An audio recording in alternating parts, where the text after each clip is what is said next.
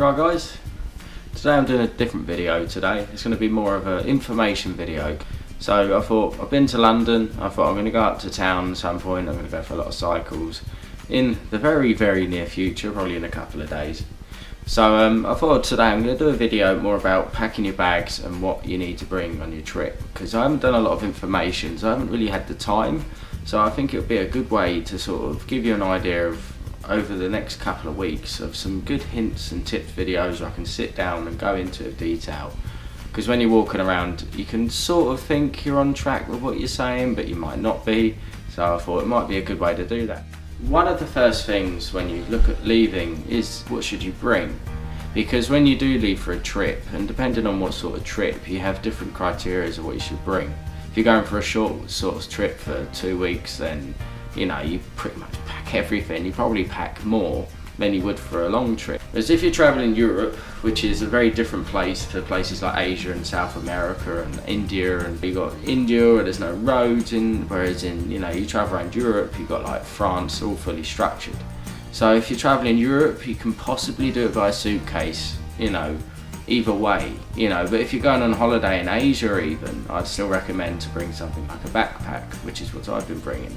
This is the lovely thing I've had to carry around throughout my trip in Asia, and in here I carry things like my clothes, sort of non-valuable items but heavy items. So for example, in that bag you'll carry things like your soaps, your clothes, you know, all the random odds and ends which you don't care about. But also, during the day, I have this, and this is where my electronics go, my camera, all my gear, all my important stuff, my passport, all the stuff which I wouldn't want to lose, because you're not going to be able to carry around your big bag all day. So this is why this won't have anything valuable, and this, well, you know, if you carry a small bag, put your main items into your small bag, then you sort of can carry it around with you during the day, or you can easily lock it up in a locker. But I do recommend to bring your own padlock, because when you use a hostel locker, they will supply you with one, but they most likely will have a spare key. So you don't want that, you know, you don't know who is involved with the hostel. Going back to my former point, when you're planning a trip, you've got to think of how long and like what sort of trip you're thinking of doing. If you're going on a 2-week holiday, I do recommend, if you're going to Asia, to bring a trusty backpack. But if you're going through Europe, you can use things like suitcases. But when you're going for longer trips, even through Europe, the reason why it's called backpacking is because most people use one of these.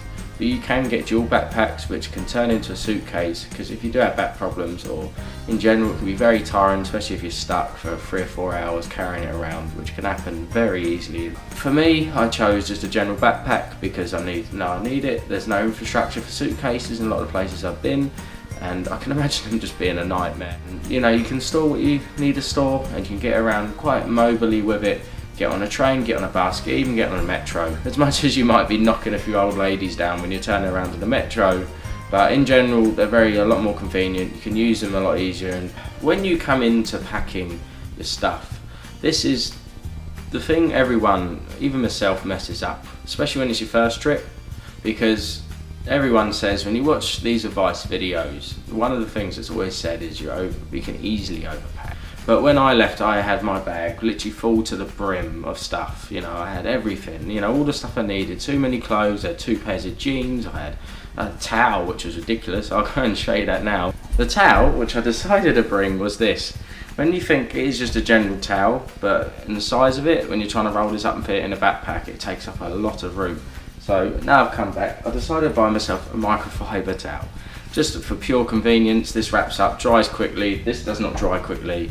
You know, just simple things like that, where you remember that you've got to carry this around all the time. I do recommend really something between 10 to 14 kilos max, as long as you're not doing, if you're doing big backpacking trails, I can't give you advice on that because that's not what I'm packing for. But anything above that, it really does start to get really uncomfortable, especially when you're stuck on a train for a long period of time with your bag, or you're walking around. The amount of times in China I was walking around, and you know, I've had it where I've been looking for a hostel for 2 hours because his instructions are bad, and by the time I got to the hostel I felt like I was a crippled person. I felt like I was broken when I arrived. And you know, just remember this is what you've got to carry, and as much as it doesn't feel bad when you first put it on your back and you think, yeah, it feels heavy, but it's more those pains you start getting in your back. And remember, you don't want to mess your shoulders up for the future, so just keep this in mind. And on top of that, if you are stronger or weaker, one way or the other, on average, if you're getting small little domestic flights, the most they'll probably allow you to have is 15 kilos without big charges. You know, if you're getting a long haul flight, it usually allows you to have like 25 to 30 kilos. But if you are planning to fly a lot, remember this, because they will catch you out on that, and smaller flights will be more happy to charge you than a bigger one. Pack practically. Remember that, you know, think like, do I need it?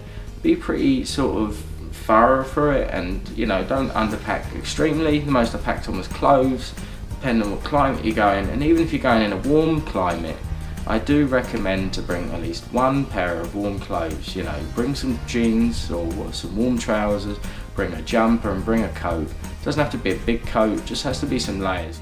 You know, for instance, we went to Mount Fuji, and when we got to the top it was about 3 degrees once we got to the top. So I wouldn't want to be doing that in the top and shorts. And simply, you know, even though I thought I wasn't going to be in very cold temperature, I travelled China a lot slower than I was imagining.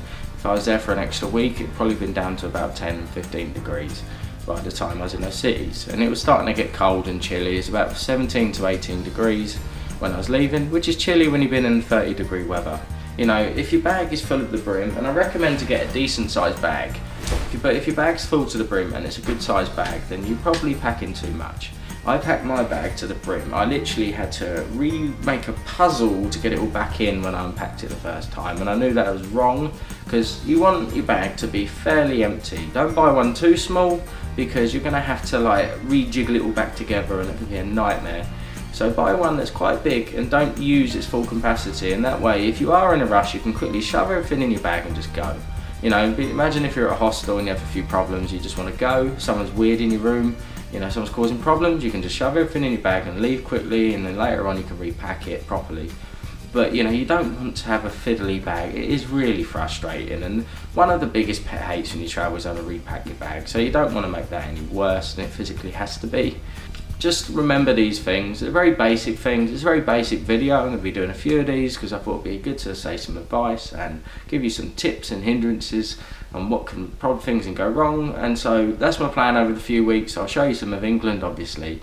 So anyway, I hope you enjoyed this video. Hopefully it's been helpful enough. I'm going to do some other stuff, so I'll chat to you then. Take care, guys, and bye now.